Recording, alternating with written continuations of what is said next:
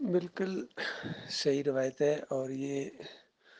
دینداری کو جنہوں نے دکانداری بنایا ہوا ہے، یہ ان کا آخری سہارا ہے،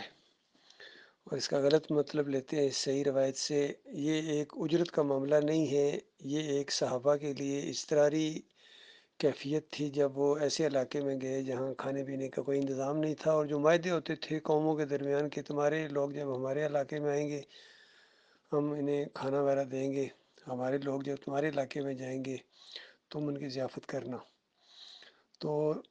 ایمان عقیدے کی مخالفت کی وجہ سے انہوں نے وہاں ضیافت بھی نہیں کی اور وہاں سے نکالا، تو اللہ تعالیٰ نے یہ خاص واقعہ برپا کیا، خاص واقعہ، اور ان کے سردار کو بچھو یا کسی زہریلی چیز سے ڈسوایا مالک نے، اور وہ چیخا درد سے، اور پھر وہ دوڑے ہیں ادھر ادھر کہ کوئی ہے اس کا دم کرنے والا یا اس کا علاج کسی کے پاس ہو۔ تو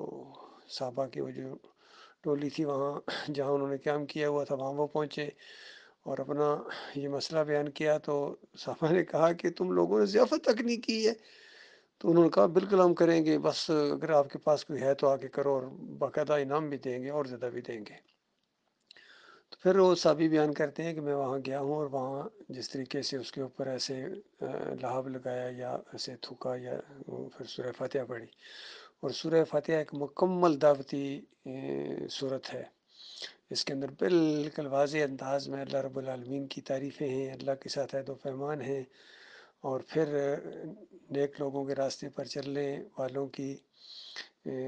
راہ پر چلنے کی اللہ سے دعا ہے، اور برے لوگوں کے راستے پر نہ چلا، اور عہد و پیمان ہے اس کے اندر کہ یا اللہ صرف تیری بندگی ہے،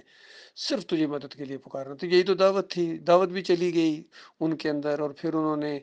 ضیافت بھی کی اور انعام کے طور پر 30 بکریاں بھی دیں۔ تو آپ غور کیجئے، اگر یہ عام روٹین ہوتی ہے اور نبی علیہ السلام کی تعلیم یہ ہوتی اسی طریقے سے، تو پھر یہ صحابہ کیوں کہتے کہ اب ہمیں جب تک نبی علیہ السلام سے پوچھیں گے نہیں اس کو استعمال نہیں کریں گے، یہ استعمال کرنا ہمارے لیے جائز ہے یا نہیں جائز ہے؟ اور پھر جب پہنچے ہیں تو نبی علیہ السلام نے پہلے تو یہ کہا کہ تمہیں کس نے بتایا سورہ فاتحہ دم میں؟ تو انہوں نے تو اسی طریقے سے کر دی اپنے طور پر، اور نبی علیہ السلام نے کہا بالکل ان کو استعمال کرو، بانٹو آپس میں، بانٹو آپس میں۔ اس پر غور نہیں کرتے مولوی صاحب؟ بانٹو آپس میں اور میرا حصہ بھی لگاؤ۔ تو بتائیے نبی علیہ السلام کیوں اپنا حصہ مانگ رہے ہیں اس میں سے، اس انداز سے؟ کیونکہ وہ خاص واقعہ ہے، اور خاص اللہ نے اپنی قدرت سے وہ رزق جو ہے وہاں برپا کیا ہے اور نکالا ہے صحابہ کے لیے، اپنے مومن بندوں کے لیے۔ بالکل اسی طرح کی بات ہے جس طرح ایک دفعہ ایک 80 یا 90 بندے گئے ہیں ابو عبیدہ بن جراح کی زیر نگرانی تبلیغ کرنے یا ریکی کرنے۔ تو ظاہری بات ہے سخت بھوک تھی اور کوئی کھانے کو چیز نہیں تھی، اور دریا یا سمندر کے کنارے دیکھا کہ بہت بڑا جانور، بہت بڑا جانور مچھلی کی طرح تھا، لیکن مچھلی نہیں محسوس ہو رہی تھی، اس لیے تھوڑا سا تردد ہوا کہ یہ اس کو کھائیں یا نہ کھائیں، یہ ہمارے لیے حلال ہے یا حرام ہے۔ بالکل اسی طرح تردد ہوا جیسا ان صحابہ کو ہوا تھا۔ پھر آخر انہوں نے کہا کہ ہم اللہ کے راستے میں ہیں اور ظاہری بات ہے بھوک ہے لگی ہوئی ہے تو اس کو کھا لیتے ہیں۔ تو صحابہ کہتے ہیں ہم اس کو پتہ نہیں 30 دن کھاتے رہے، اندازہ لگائیے، اتنا بڑا جانور تھا، اتنی بڑی وہ مچھلی اللہ تعالیٰ نے کنارے کے اوپر پھینکی، سمندر کو حکم دیا۔ تو اس کے بعد صحابہ بیان کرتے ہیں کہ اتنی بڑی تھی کہ اس کی آنکھوں کا وہ جو ڈھیلا ہوتا ہے اس کو ہم ایسے کاٹ کاٹ کے روغن کے طور پر یعنی تیل کے طور پر استعمال کرتے تھے، اور جب وہ خالی ہوا تو اتنا بڑا تھا جس طرح بڑے بڑے کوئی مٹکے ہوں، اس کے اندر 2 3 آدمی بیٹھ جاتے تھے اس جگہ۔ اور پھر اس کی جو پسلی تھی اس کو کھڑا کیا انہوں نے، اتنی بڑی تھی، کہتے ہیں ہمارا ایک لدا ہوا اونٹ اس کے نیچے سے گزر جاتا تھا، اتنی بڑی تھی پسلی جس کی، تو وہ جانور کتنا بڑا ہوگا، وہ مچھلی کتنی بڑی ہوگی۔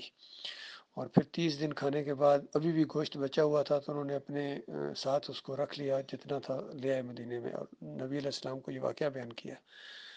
نبی صلی اللہ علیہ وسلم نے کہا کہ یہ اللہ نے تمہارے لیے رزق نکالا تھا، اور ہے کوئی تمہارے پاس تھوڑا بہت بچو مجھے بھی دو۔ تو آپ غور کریں اس بات کے اوپر، کیا نبی علیہ السلام اس طرح ایسے تھے کہ وہ کوئی کھانے کے زیادہ شوقین تھے، یا کسی کو ایسے کہنا اس انداز سے؟ یہ برکت والا کھانا تھا جو اللہ تعالیٰ نے خاص انداز سے وہاں نازل فرمایا تھا، اس کو نکالا تھا، تو اس وجہ سے نبی علیہ السلام اس برکت کو سمیٹنا چاہتے تھے۔ بہت زیادہ نبی علیہ السلام اللہ سے محبت کرتے تھے، اور برکت کا کھانا کئی اور موقعوں کے اوپر جب موجزانہ طور پر کوئی اس طرح برکت ہوئی ہے کسی کھانے کے اندر، تو نبی علیہ السلام نے دوسروں کو بھی بھیجا اور اپنے گھر والوں کو بھی بھیجا ایسا برکت والا کھانا۔ اب اس واقعے کو، ایک خاص واقعے کو اگر یہ بنیاد بنا کے یہ 5 وقت صلوات پڑھانے کی تنخواہ لیں اور اذان دینے کی تنخواہ لیں تو یہ ان کی نہ صرف حرام خوری ہے بلکہ فریب کاری بھی ہے، اور یہ بالکل دین کے اوپر اجرت لینا ناجائز ہے، حرام ہے۔ اور دیکھیے ابو حنیفہ رحمۃ اللہ علیہ کا بھی فتویٰ ہے، اور قرآن کی 28 آیتیں ہیں میں نے پڑھی ہیں اس اجرت کے اوپر، اجرت لینا دین کے اوپر یہ بہت بڑا جرم ہے۔ اور ابو حنیفہ نے الداعیہ کے اندر یہ جو ان کے شاگردوں نے سوال و جواب مرتب کیے ہیں اس کے اندر یہ وہ لائے ہیں کہ یہ کوئی آدمی اگر مؤذن ہے، امام ہے، تو اس کے پیسے اگر لیتا ہے تو ناجائز ہے، حرام ہے، اور کوئی امام ہے، امامت کرتا ہے، اس کے پیسے لیتا ہے، ناجائز اور حرام ہے، اور کوئی عالم دین فقہ پڑھاتا ہے تو یہ ناجائز اور حرام ہے۔ تو اس طرح حرام چیز جو ہوتی ہے اگر کوئی اس کو حلال کہنا شروع کر دے تو پھر وہ شرک بن جاتی ہے، چونکہ وہ شریعت سازی کے اندر آ جاتی ہے۔ اور حرام میں اور شرک میں یہی فرق ہے کہ ہر حرام چیز جو ہوتی ہے وہ شرک نہیں ہوتی ہے، لیکن ہر شرک حرام ضرور ہوتا ہے۔ اس کی مثال میں آپ کو دوں، جس طرح شراب ہے، یہ حرام ہے، جوا ہے حرام ہے، لیکن یہ شرک نہیں ہے، یہ گناہ ہے، بہت بڑے بڑے گناہوں میں سے ہے یہ۔ اور اگر ہاں کوئی اس کو شراب کو حلال کہہ دے، جیسا کہ یہ حلال ہے، جائز ہے، تو پھر وہ شرک بن جائے گا، شریعت سازی ہو جائے گی۔ اس کی اور مثال میں آپ کو دوں سمجھانے کے لیے، دیکھو جس طرح اگر کوئی بندہ پوچھے کہ فوجی میں اور جرنیل میں کیا فرق ہے، تو اس کو جواب یہ ہے کہ ہر جرنیل فوجی ہوتا ہے، ہر جرنیل اور ہر رینک کا آدمی فوجی ضرور ہوتا ہے، لیکن ہر فوجی جرنیل نہیں ہوتا ہے۔ ایک اور مثال میرے ذہن میں آتی ہے اس حوالے سے، دیکھیے اگر آپ صلوات پڑھ رہے ہیں اپنے کمرے میں یا کسی بھی جگہ، تو اگر اس طرح کی کوئی چیز وہاں پڑی ہوئی جو حرام ہے تو وہ ظاہر بات ہے شرک نہیں ہوگی، لیکن اگر وہاں سامنے گنبد پڑا ہوا ہے، کوئی مورتی پڑی ہوئی ہے، کوئی تصویر جس کو پوجا جا رہا ہے، پیر صاحب کی تصویر سامنے پڑی ہوئی ہے اور بندہ نماز پڑھ رہا ہے، تو یہ شرک کے زمرے میں آئے گی۔ تو یہ بڑی سادہ سادہ باتیں ہیں، اللہ تعالیٰ غور و فکر کرنے کی توفیق عطا فرمائے، ہمارے بھائیوں کو شرک سے بچائے، حرام خوریوں سے بچائے، ان کو اللہ تعالیٰ، ان مولویوں کو، ان پیروں کو، ان مناظر بازوں کو، ان کو اللہ تعالیٰ ہدایت دے، کیونکہ بہت ہی بڑا جرم ہے یہ کر رہے ہیں امت کے اندر، جو شرک لے آئے ایسے علماء جو شرک کا باعث بنے ہیں۔ اللہ تعالیٰ نے بڑی لعنتیں بھیجی ان کے اوپر، جو حق اور باطل کو آپس میں ملائیں اور حق کو چھپائیں،